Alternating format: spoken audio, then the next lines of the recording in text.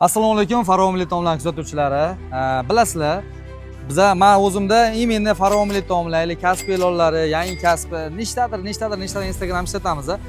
E'tibor qilgansizlarmi? Instagram ko'rib o'tirgan vaqtlaringiz Mirishkor degan Instagram chiqib keladi. To'g'rimi? Ko'p kishi kuzatgan, ko'p kishi biladi o'sha Instagramni. O'sha Instagramni kim yuritishini ham bilasizlarmi, bilmaysizlarmi? Men aytmasam bilmaysizlar-ki baribir.